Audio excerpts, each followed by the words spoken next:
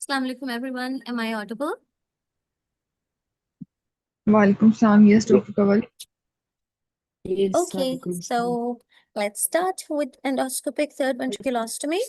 So far, all the ventricular anatomy that we have done has been building up to this session, but I was anticipating a few new listeners today, so we are going to go over some relevant anatomy of the lateral ventricles and of third ventricle, because without that, we cannot cover endoscopic third ventriculostomy.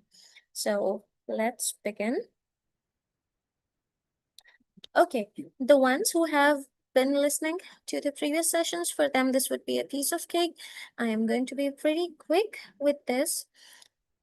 What view is this?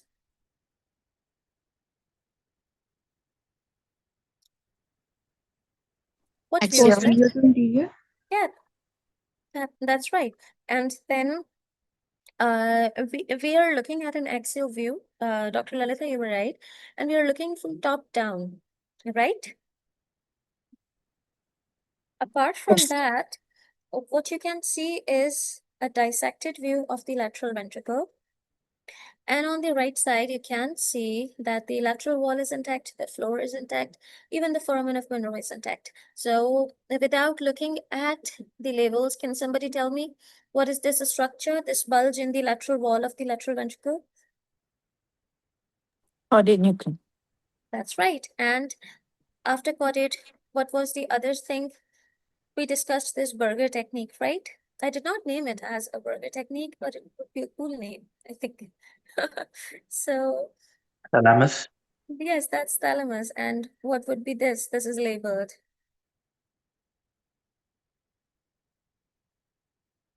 This is fornix, right? It's labeled. It's labeled already.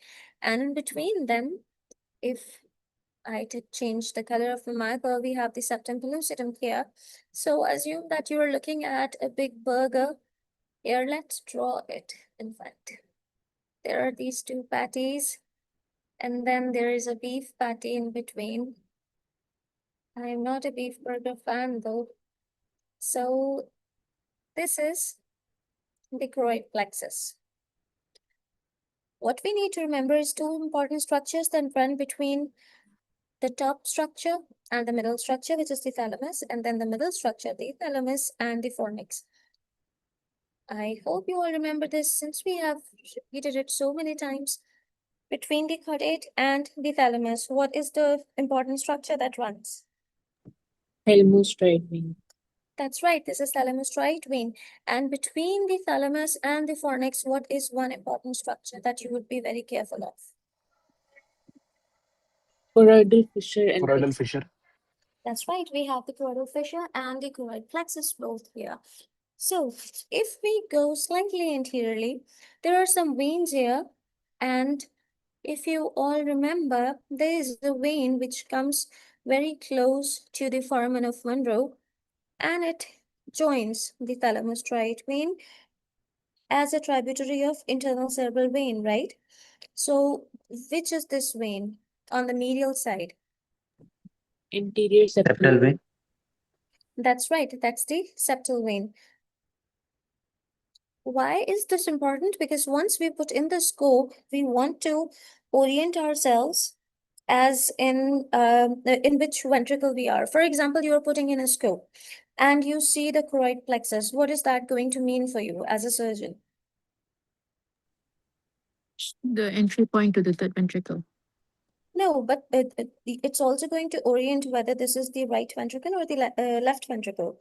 So if you enter and you look at the choroid plexus, let's say this is the right, this is the left, and I am putting in my scope from the side.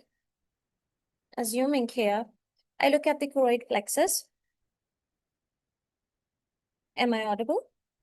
It's giving the low connection Yes. message. Okay, so let me reframe my question. How do we orient ourselves about which ventricle we are in once we put in the scope?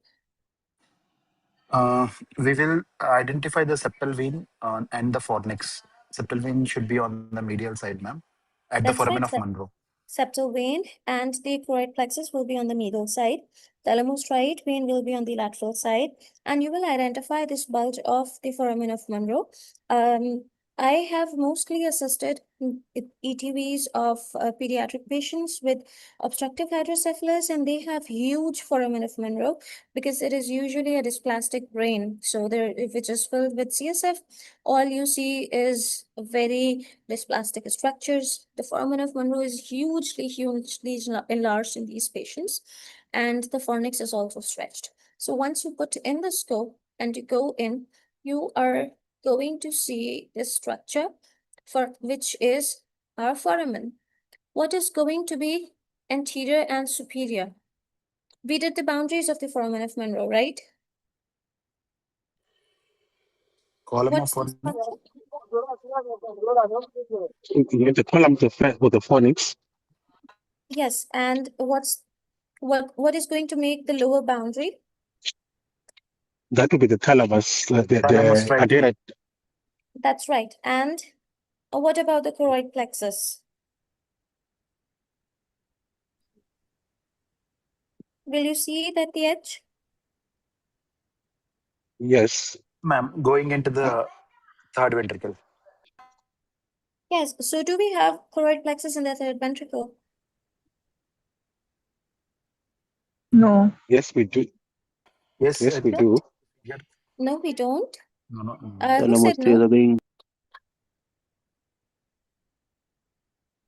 Let's confirm. But as far as I remember, we don't have the choroid plexus continuing into the third ventricle, but it's only within the roof. I think what you mean by it going into the third ventricle is it being the part of the roof. Is that what you meant? Yes. Oh, yeah, that's perfectly right, because we will come back to the previous slide.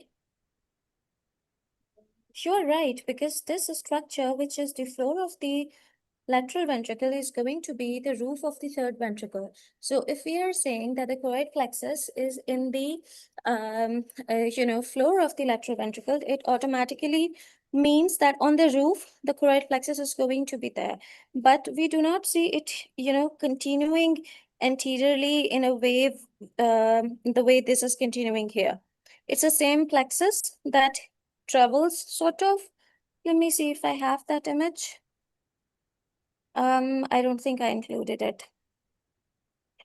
This is also a surgical approach. If you open up the choroidal fissure, which is visible here, let me turn on my marker. This is the choroidal fissure. If we open it up, we can also go transchoroidally without, injuring the fornix and enter into the third ventricle. It's also one of the approaches. Are we all on the same page, or anybody has any questions?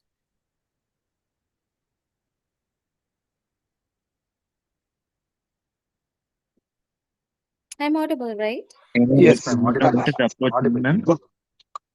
But I just wanted to clarify on the issue of the choroid plexus. I thought it does enter the foramen of Monroe into the third ventricle and forms a paired fringe of that hangs from the roof of the third ventricle into the third ventricle as well. Can you repeat what you said?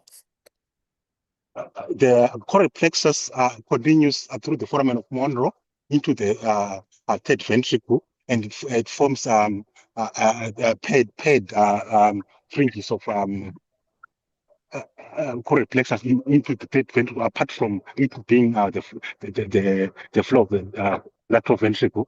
So I think there is also choroid plexus in the third ventricle.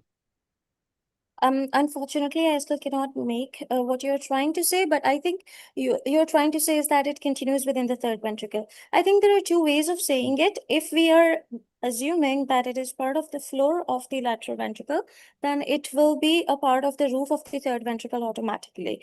But the way this is, a separate structure in the lateral ventricle, this is not the way it continues into the third ventricle. It's not a separate structure. It is the same structure that we are looking at from above now.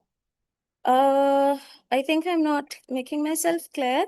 I don't have the sagittal section, otherwise I would have shown you the image. Are you on our WhatsApp group? I'll put it there or maybe in the comments of this video, inshallah. So let's move on. If you cut this thing sagittally, you will see that this is one structure. This entire thing, this is one structure, which is continuing into the roof of the third ventricle. Let's go ahead. So this is the same anatomy, the same orientation. We are looking at the axial sections. You can see the choroidal fissure here. You can see the fornix, the thalamus, caudate, and foramen of Monro, and the choroid plexus. Let's go on. Okay. So this is an endoscopic view of the foramen of Monro. There's nothing new here. It's all the same structures that we covered. This is just an endoscopic curved view where you see septum pellucidum on the medial side, and you see the choroid plexus. You also see the thalamus right vein, and you see this foramen of Monro, of which, the anteriorly and superiorly we have the fornix, and inferiorly we have the thalamus. Oh, we have this picture. I'm so happy this is here. I hope I can make myself clearer now. What I was trying to say is, it's the same choroid plexus which makes up the floor of the lateral ventricle and the roof of the third ventricle. Am I clear now?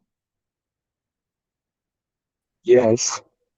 You see, it's not, coming here and continuing with the foramen of Monro. The point that I was trying to make, but I think I was not able to clear. Is it clear now? So we have the third ventricle here. This is an illustration, and we have covered this in the third ventricle anatomy. So I'm going to go over very briefly, but there are some structures that I really, really wanted to emphasize again. If you look at this sagittal section, in the midline, you can see the interthalamic adhesion or the peduncle, right? Apart from that, you can also see the hypothalamic sulcus, which separates the hypothalamus from the thalamus above. Now, what we are interested in, let me clear this entire stuff. What we are interested in is this area here. चलना भाई. Please keep yourself muted, whoever this is. Okay, so what we are interested in is this region here. You can see anteriorly, we have the lamina terminalis, which is a thin layer of gray matter, and it forms the anterior boundary of the third ventricle. We covered it in detail in the previous session. Then there is a barrage of some really important structures. You can see the optic chiasm here, okay? Then after the optic chiasm, we have the infundibulum or the pituitary stalk. After that, there is going to be dorsum sella here. Let me change the color. There's going to be dorsum sella here because we know this is sella. So this is dorsum sella, and this will be the clivus here. Let me draw the structures which are not in here. This will be the basilar artery. And we know cranial nerve 3 is traveling right around here. But what are we interested in?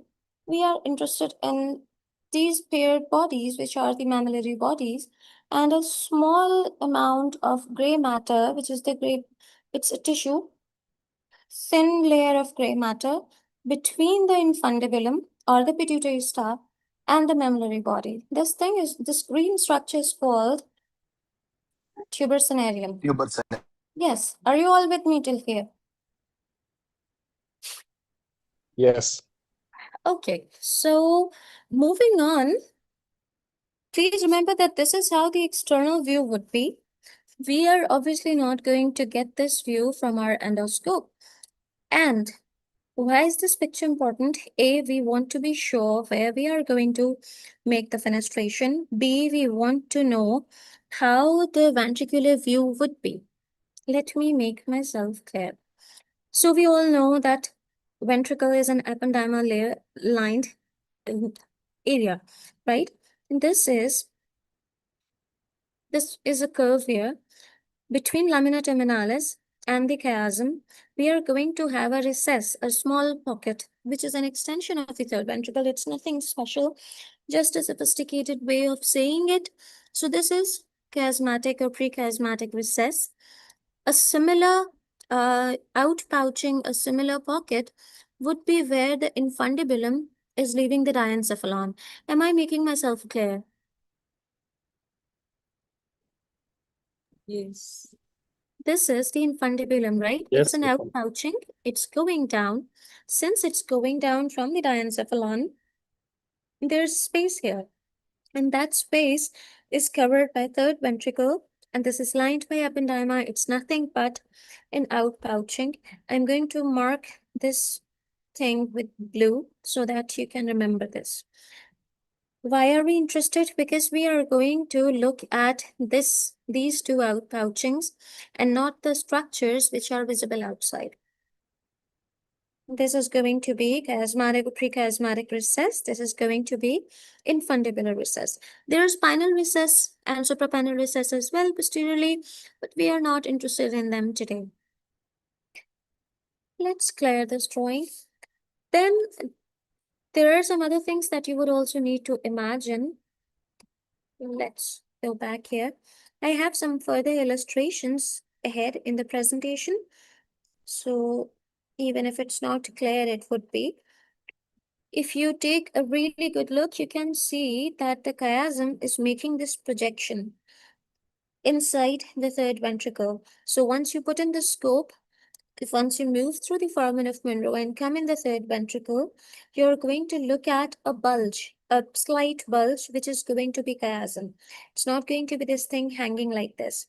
And after the chiasm, you will see this slight hole, slight pocket going in there, which is going to be the infundibulum. After that, there will be this thin translucent layer, which is tuber cinerarium. That is nothing but gray matter. Behind that, we are going to have mammillary body. And inferiorly, if I am, imagine that this is my, let's see, this is my scope. So this is my scope. We have pictures ahead, but bear with me and the drawings. So once we go in, if we go too far ahead inferiorly, we are going to encounter the basilar artery. If we go too far ahead laterally, we are going to encounter hypothalamus. You can see beyond my drawing, there is hypothalamus on the lateral walls. There is cranial nerve 3 on the lateral walls as well. So, God forbid, I have not seen this complication throughout my training, etc. But if you go too far laterally, you can have cranial nerve 3 palsy, and patient can go in diabetes insipidus if you end up injuring hypothalamus. Are you all with me till here? Yes. Yes, ma'am. So just let's quickly go over the sequence. We are going to see the optic chiasm, then we are going to see the infundibular recess, then tuber cinerarium, and then in fact, before tuber cinerarium, we are going to see this bulge of dorsum celli, then tuber cinerarium, and then mammillary bodies. Keep this lateral image in your head because once I move to the endoscopic images, you would not like it as much. Let's go back. I'm not going into the detail. We have covered all of this. This is the mammillary body, tuber cinerarium. You can see the pituitary stalk and the infundibular recess.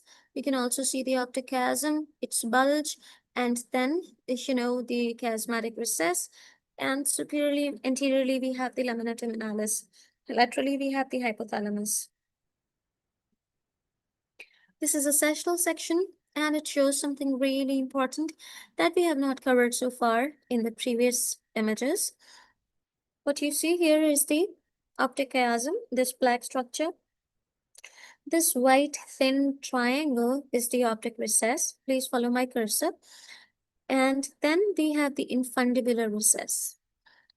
After the infundibular recess, you can see the dorsum sella here, tuber cinerarium, right? And then the mammillary bodies. Are you all with me till here? Yes, ma'am. Ma. Another faint. Yes, yeah. Can you identify this? There is a faint shadow here.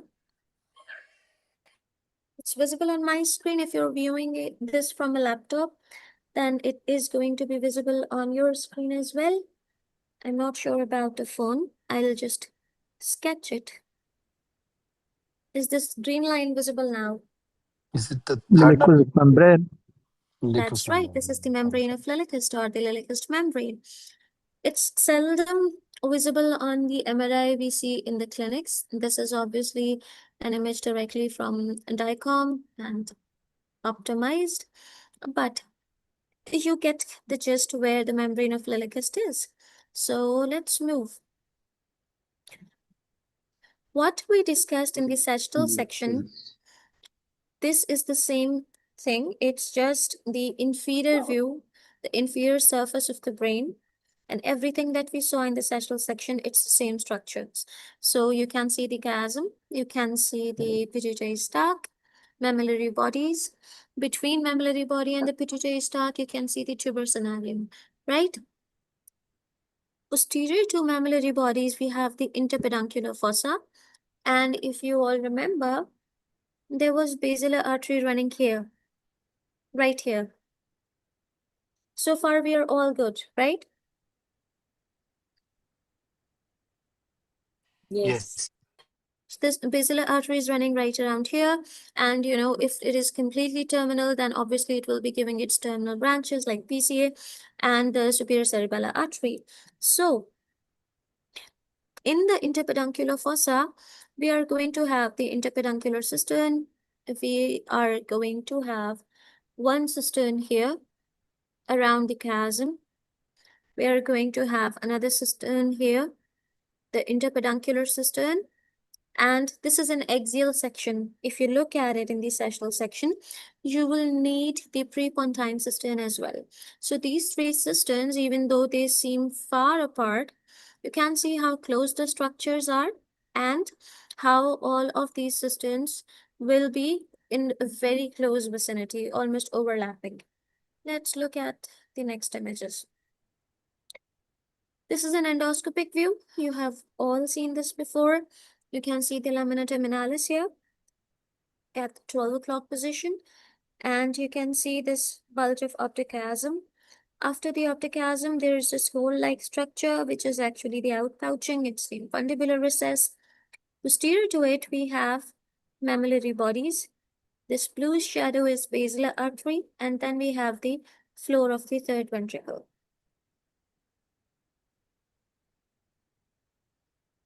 So what do you think this image is showing? This is a cadaveric dissection.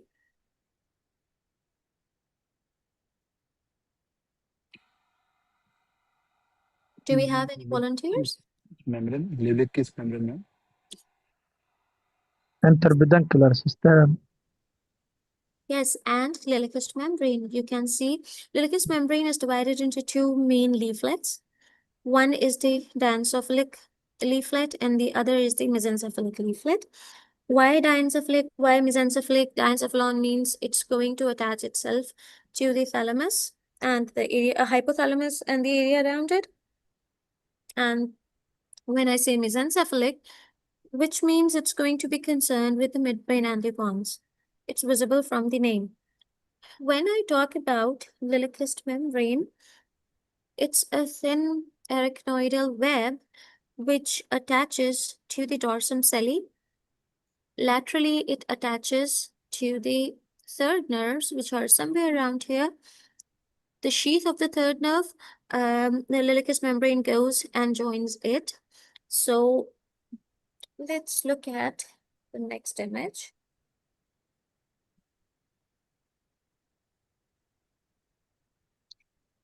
Here you have all the Liliequist membrane removed. You can now clearly see the basilar artery, the PCA, which is the terminal branches, the infundibulum, optic chiasm, etc. But let's look at this again. This is a flat membrane. It looks flat here, but there will be a vertical leaflet as well, which will be the mesencephalic membrane. I'm going to show you the illustration. So if this confuses you, don't worry.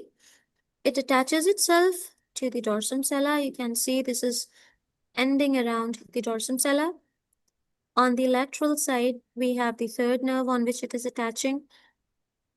And this area, this entire area is closed off.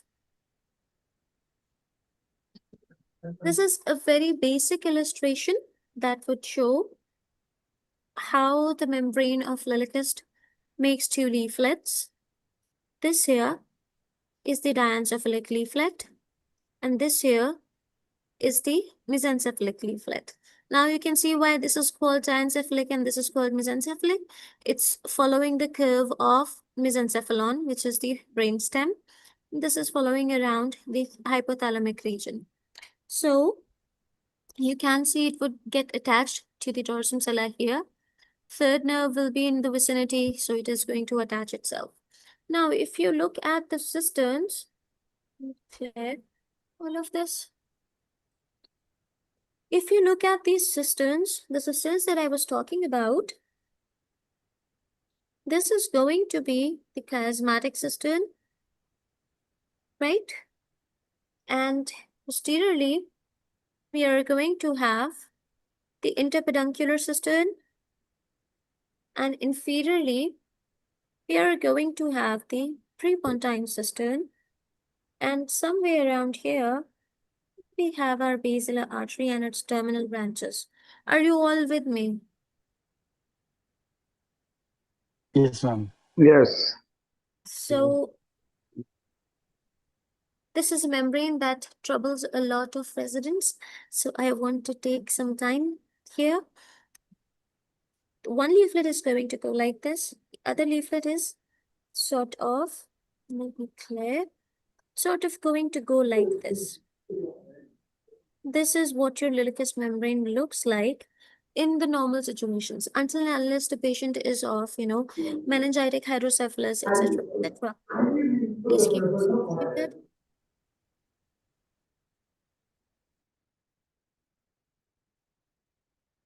Are the cisterns clear and why they are in close communication?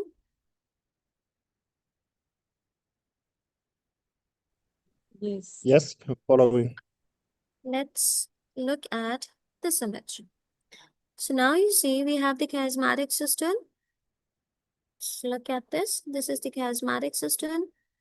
And then posteriorly, we have the interpeduncular cistern. And then we have the prepontine cistern. Then there is this membrane, which is getting breached by this scope.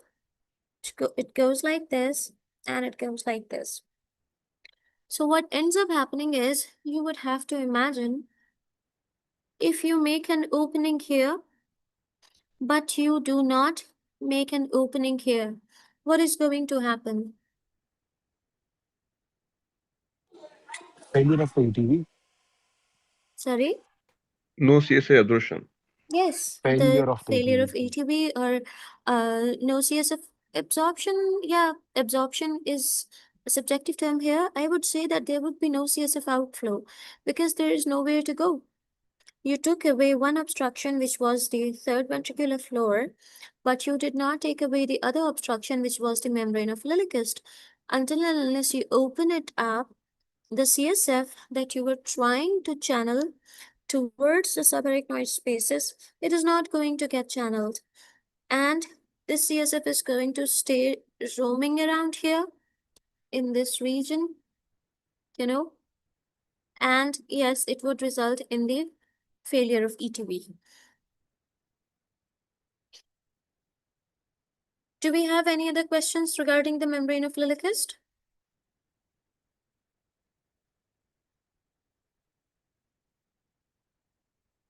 No? Okay, so this is an image of these cisterns in the sort of axial view, but we are looking at it from below. You can see the prepontine cistern. You can also see the interpeduncular cistern. You can see the chiasmatic cistern and how they are all in this close communication. Sorry, ma'am. just to take you back. So these systems, do they communicate with each other or they do not? Like if you enter into one system, you still can't divert the CSF to continue with the rest of the subarachnoid space. It's a beautiful question and something that I forgot to check at the last minute. But what I remember is that this leaflet here, this diencephalic leaflet, if you only end up reaching this, the communication is not going to happen. There is no communication here between the chiasmatic cistern and the prepontine cistern. But I'll double check this and I'll get back to you. As far as I am aware, there is no communication between the chiasmatic cistern and the prepontine cistern. Interpeduncular and prepontine, they communicate, yes. These do not. So this is why the membrane of Liliequist is such a big problem. Who asked this question? It's Norbert from Okay. Zimbabwe. Okay, Dr. Norbert, are you on the Thank WhatsApp you. group? Yes, yeah, I'm on the WhatsApp Oh, group. I'll leave a confirmation there once I confirm, but I'm pretty sure that prepontine and interpeduncular systems, they communicate. Chiasmatic and prepontine do not communicate. Hence, for us to pierce the diencephalic leaflet, it's really, really important. Let's move on to the Thank you, next image. Okay, this is a similar image, and by this point, I'm 100% sure you would all be very clear. But let's look at it again. This region is, let me see, this is tuber cinerarium. After tuber cinerarium, we have the diencephalic leaflet of Liliequist membrane. And this is mesencephalic leaflet. What the mesencephalic leaflet is going to do is it's going to cover both the third nerve and the basilar artery. As long as this is intact, you're not going to see the basilar artery. As soon as you pierce it open, the basilar artery is going to be naked. It's called the naked basilar artery. You will see its pulsations very visibly. Let's move to the... You are all clear with the lateral relationships and how this would look on the endoscope, right? Because we are moving to the endoscopic views. The chiasmal projection, infundibular recess, the dorsum sella, its projection from the inside, and then we have the basilar artery.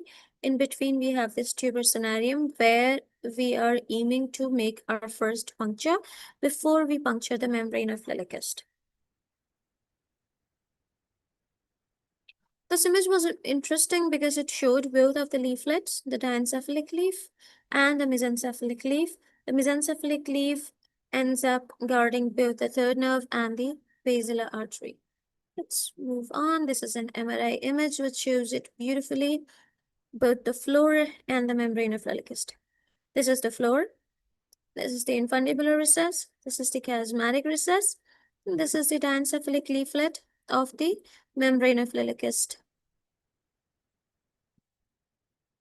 And our goal is to make a puncture here in the tuber cinerarium.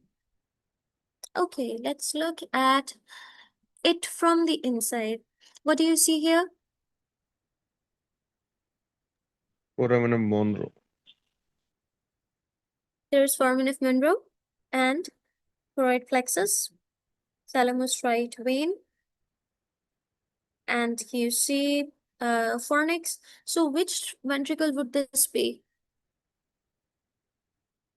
Right ventricle, right ventricle. By right. Which will be the lateral side? Which will be the medial side? The thalamus striate will be the lateral side and the choroid plexus will be the middle side. That's right. So the thalamus right vein is going to be the lateral side. The choroid plexus is going to be towards the medial line. This is going to be the septum pellucidum. And if we go further down, we are going to find the septal vein. You can see the anterior caudate vein here, not the septal vein. This is another image, and here it's pretty clear which is the medial side, which is the lateral side. You have the choroid plexus on the medial side. along with septum pellucidum, looks thin, translucent, surrounded by septal vein, which is coming towards the foramen of Monro. And you cannot see thalamus right vein in this image, but you can see fornix beautifully and some glimpse of the third ventricle. This is a beautiful, beautiful illustration, which is followed by a similar endoscopic image. On the first image, you can see the foramen of Monro classic picture, which is, which is often an OSCE station, sometimes comes in totes as well. You can see the septal vein and the thalamus right vein. What is this structure called, by the way?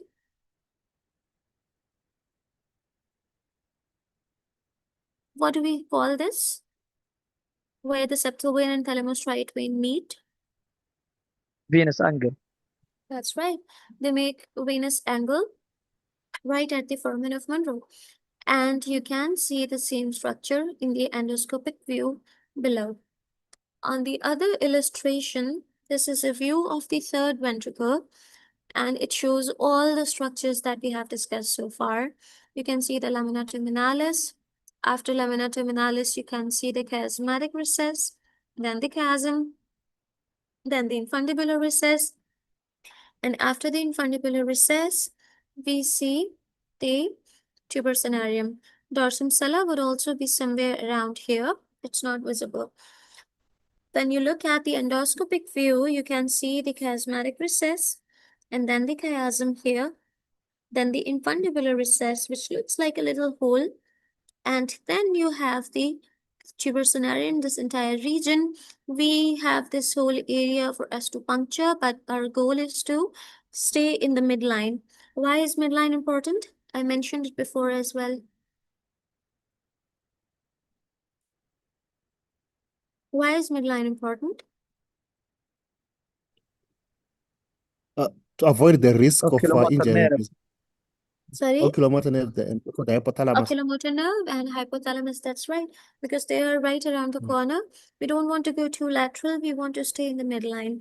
Avoid the basilar artery. On the lateral edges, we have the third nerve and the hypothalamus. So midline is our best bet. How do we ensure we are in the midline? We are going to look at the orientation of mammillary bodies. The indentation in between them is going to be our guide. Let's move on.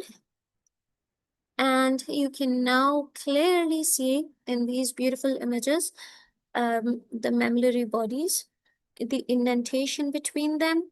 If you follow ahead, you can see these are the terminal branches of basilar artery. We are not sure which. Could be SCA, could be PCA, we are not sure. It goes slightly interiorly, and this is the floor of the third ventricle. This image, the other image is slightly blurred, but it showed, I think it showed something is important. That is why I included it. So this is a view right at the foramen of Monro. They have not yet entered. The scope is still at the foramen of Monro. How do I know?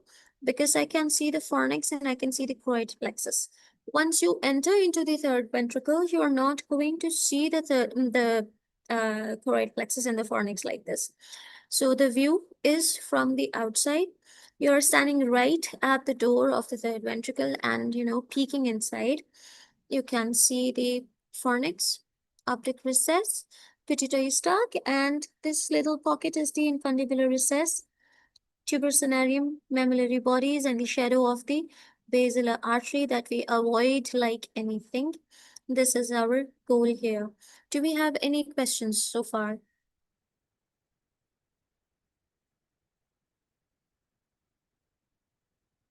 Am I audible? Yes, we can hear you.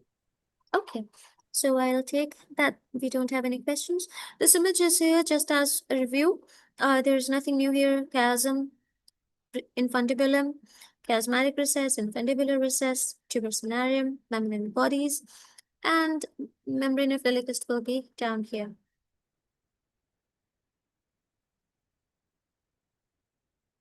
We have thoroughly discussed the dorsum sella. and all the structures here.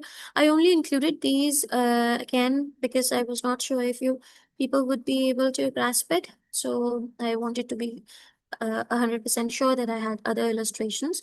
It's the same thing. There is nothing new here. It only shows the maybe the diencephalic leaf and the mesencephalic leaf of the membrane of the Liliequist in a better way. There is nothing new here. You all know about the dorsum celli by this point. You all know this is the tuberosonarium and our goal for the ETV. And it's the same thing. The chiasmatic recess, the diencephalic leaflet. This is the infundibular recess, or the infundibular cistern. This is the prepontine cistern here. So who is going to name the structures? They are labeled, by the way, but they are labeled in shorthand.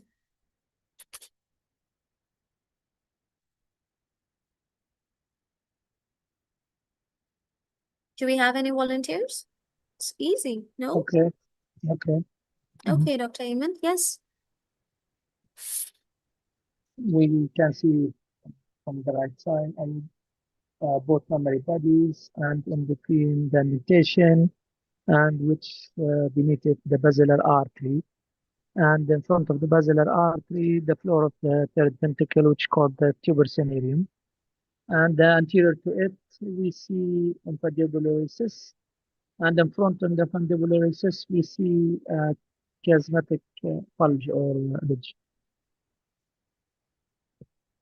Okay, so we have the anterior commissure here. Then we have the optic chiasm. I hope you all remember that between the anterior commissure and the optic chiasm, we have the lamina terminalis. After the optic chiasm, we have the infundibular recess, which was the small pocket.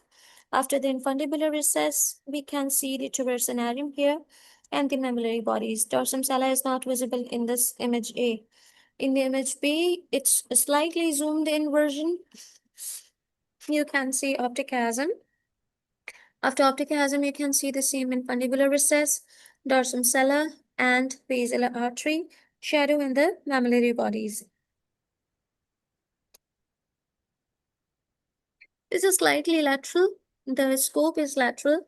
You can only see one mammillary body and the basilar artery. And the floor of the third ventricle is visible beautifully here. Tuberosonarium, this region.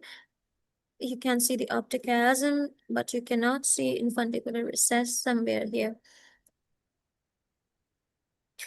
This is how the ETV is going to look like once you see the lamina, the Liliequist membrane. Once you make the puncture in the tuberosonarium, a normal Liliequist membrane is going to look like this. It's going to be webby. It's going to be arachnoidy. But if a patient is of, especially if the patient is of tuberculous meningitis or even the bacterial meningitis, there has been an inflammatory process going on, then the Liliequist membrane is going to be thickened. It's going to be like this, thick, hazy, and the basilar artery is not going to be visible. What is the risk here?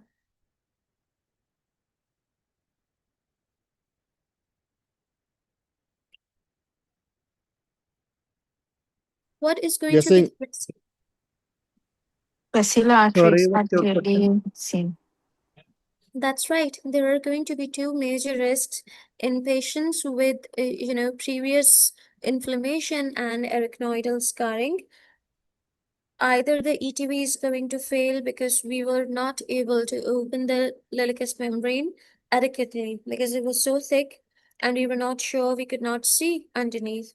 Or the other risk is we are either going to puncture basilar artery or an important terminal branch of the basilar artery. So endoscopic third ventriculostomy is always a risk if you're doing it in patients with previous inflammation. It works best in the virgin brain. This is after the fenestration, after you have completely fenestrated the membrane of Liliequist, and then you can see the basilar artery here. And this is another endoscope view. where you can see that one leaflet of Liliequist membrane is still intact. This is a terminal branch. It's not basilar. Basilar is behind this mesencephalic leaflet. So I have two options. We can either do a PDF handout of a step-by-step ETV because I thought it would be too basic, since I think most of you would have needed orientation in terms of anatomy and structures, not these steps. But if you want me to do, then I can do a follow-up session with only the steps of ETV, where, you know, we are going through the steps very quickly, mostly text, because there was no text in this session. Do we have any suggestions?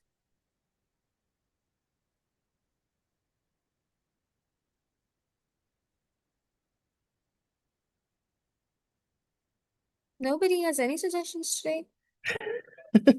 This is something is No, no. I thought it was an easy session, no? Okay, I The think we step-by-step PDF can still come and still even with the lecture, yeah, just to okay. cement our Yeah, understanding. I think I can decode the silence, and yeah, we can have a follow-up session definitely, inshallah, with just the steps where we are not going to cover the anatomy. We are only going to do the steps very quickly and maybe some more images of the endoscope. Does that work? Yeah, Okay, I'm thank you okay so with much, it. I don't everyone. have a This is a problem. wrap. Hopefully, inshallah, I'm going to see you all tomorrow.